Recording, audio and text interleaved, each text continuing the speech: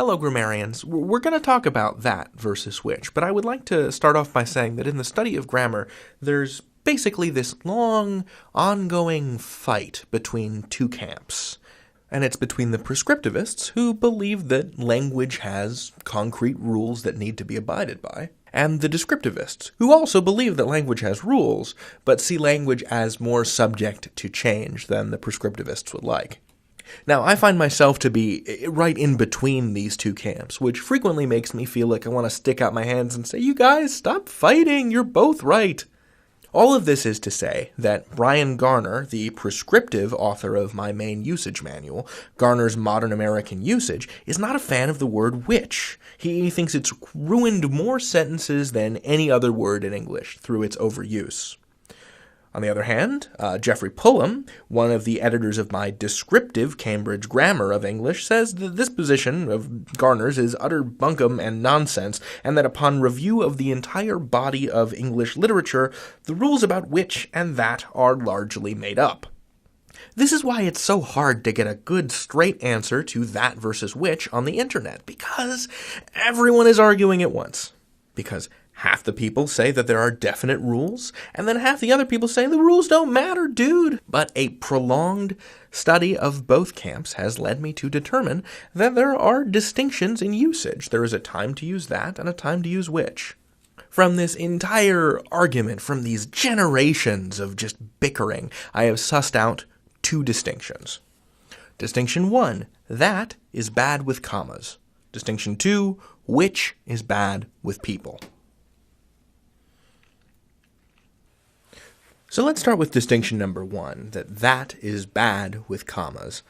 Now, Brian Garner says that most of the time, 9 times out of 10, in fact, he says, if you want to use a relative pronoun and you're trying to choose between that and which, you should probably use that. And if the 1 time out of 10 that you do want to use which, you're supposed to use a comma first, so a comma which. As in, the carrot, which was orange, was tasty. So you can write it that way with this little comma net, but you can also write it without, as in, the carrot which was orange was tasty. Now, the distinction between these two sentences is the distinction between non-restrictive and restrictive relative clauses. Because the carrot, comma, which was orange, comma, was tasty, means that you could take out the comma bracketed clause without changing the meaning of the sentence. The carrot was tasty. But the carrot, no comma, which was orange, no comma, was tasty, that which part is a restrictive clause. The fact that the carrot is orange is essential to the sentence. The carrot which was orange was tasty doesn't preclude the idea that there might have been a non-orange, non-tasty carrot involved somewhere else. However, if we try to use that in a non-restrictive way, to say the carrot that was orange was tasty, to me and to other native English speakers, that just sounds a little weird. It's not ungrammatical, per se. There's nothing about the word that or which that says, this is what it must be used for. But of all the combinations that could be made using either which or that or commas or not commas, that with commas is the least common. And that is why, to me, as a speaker and writer of standard American English, it doesn't look regular. And to try that once more without commas, now we have the carrot that was orange was tasty. This is restrictive usage again. And this one works. So number 1 works, number 2 works, number 3 is weird, and number 4 is fine. So the distinction here is that just doesn't play well with commas. That's distinction number 1. Okay, so distinction number 2, which is bad with people. So the way I like to remember this is that I imagine a witch who does not like other people. So I just imagine a kind of a cranky witch who lives all alone in a house in the woods. And anytime someone comes up to her house and asks her if she wants a subscription to a magazine or does she want to come over for dinner, she says, blah, and she slams the door.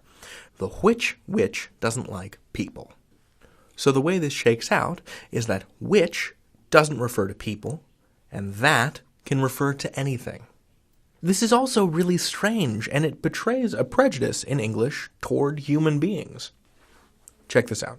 To prove this, let me throw some sentence fragments at you. The dog that I saw, the snow that fell, the woman that boarded the plane. All of these are fine. Let's try them again with which.